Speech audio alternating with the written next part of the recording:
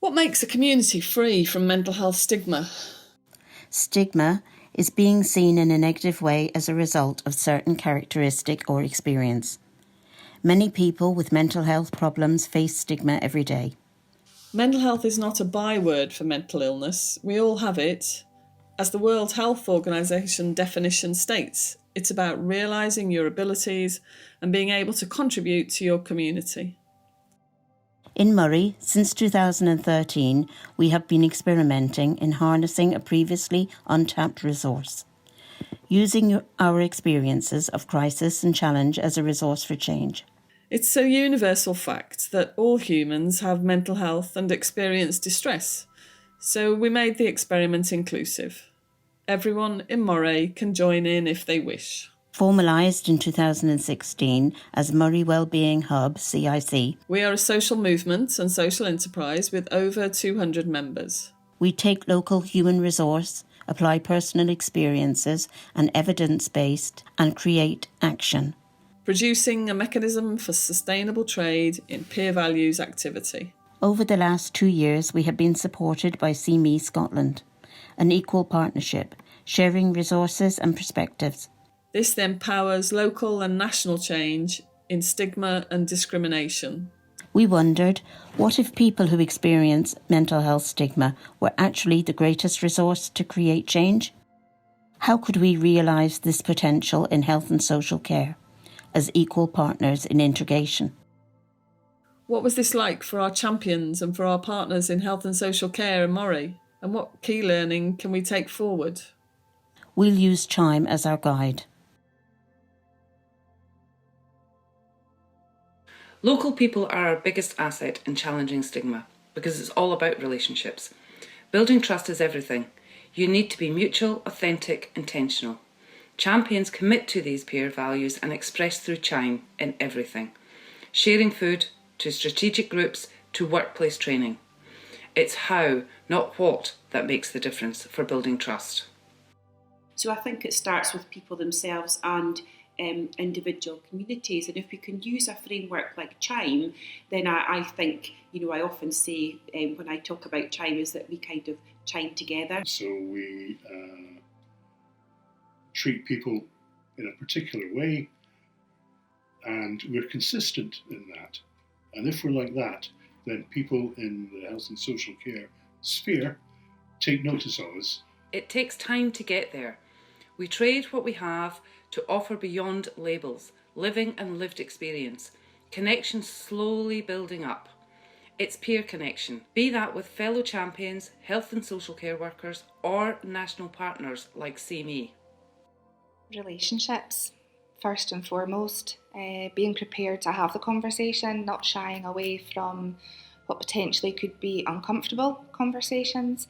I think if you have a good rapport, then you can tackle those tricky issues and you can be self-reflective and open where there might be potential for change within your own self, personally, professionally. And I think when you demonstrate that ability to be reflective and to question and change and seek to continually make things better and improve, that has a knock-on effect. We are definitely making a difference and showing people that collaboration is possible even when circumstances invite you or kind of try to influence or shape things to go otherwise.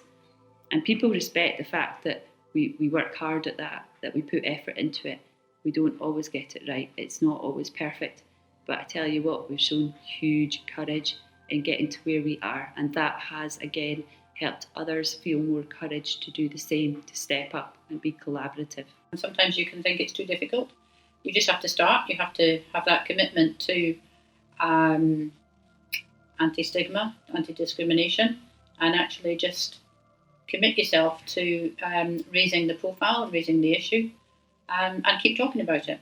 So I've carried on doing what I've been doing around anti-stigma, but I'm now aware of and see evidence that it's now happening against the backdrop of this wider community anti-stigma work. In terms of tackling stigma and discrimination, I think the Moray Wellbeing Hub have been integral to that. I've really had a sense of growing momentum. I'd really like to thank the Moray Wellbeing Hub for supporting me as an individual in forming the student peer support group, giving an amazing opportunity to someone with very little aspirations to the future, to someone with a very viable skill set who's supporting loads of people with a bright and optimistic future. Without them, it would not be possible for me. Thank you very much. I know that not being part of the Wellbeing Hub would really affect my well-being. And it would really affect what I'm telling myself about myself. So, and be connected to sort of structure of being able to make social interaction as well as supporting other people that you don't know safe in terms of having group agreements and working within CHIME is just crucial. It's making me feel that it's possible for me to reconnect with people. People who are self-stigmatizing find that if they're willing to talk, we can approach them as a peer, as a human being, because all of what we do is from a position of peer. We're not hierarchical. We see each other as peers, as fellow humans. It's so positive, it is so anti-discriminatory in and of itself to be a champion for Moray Wellbeing Hub, to sign up to those values, that it really makes it possible for me to carry that with me wherever I go. When I stand up and speak, I always talk about us all having mental health. We all have a lived experience. We can't have a society where people who are mental health professionals don't have mental health, but people in the local community do have mental health. We're all the same. We just all have different hats on at different times. We have delivered over 100 events and 100 plus visible peers. These champions share experiences of most major mental illnesses, long-term conditions, neurodiversity, disability and impairments. They are empowered to keep identities fluid. We have the right to select the experience that best serves us at that time. Champions are open as they wish, when they wish. What works so far in tackling stigma and discrimination is the creation of safe and comfortable environments, opportunities. Not saying it has to look just like this, but there is something about the values, for example, of CHIME again, that really help create that atmosphere, whether it's a workshop or an event. They offer opportunities to test things out, to work in collaboration and co-production. And they are motivated, and their enthusiasm is infectious. You have to be a peer and a professional without compromising the integrity of either. So tenacity, support and conviction is what you're going to need to be able to navigate these processes that were not designed for meaningful input from lived experience. But it feels really good to be around the table with decision makers from Health and Social Care Moray, knowing that they need our input to be able to plan actions. My self-stigma is continually being pushed. There are times where I don't think I can do something, but with the support of fellow champions, I push through. Being a peer leader for other young people, I've gone from attending events to leading them, being paid as a trainer to running projects myself. It's given me so much. We have a flow of folk who have gone from nervous attenders to experienced trainers, holding regular sessions. Some now have employment roles as a result.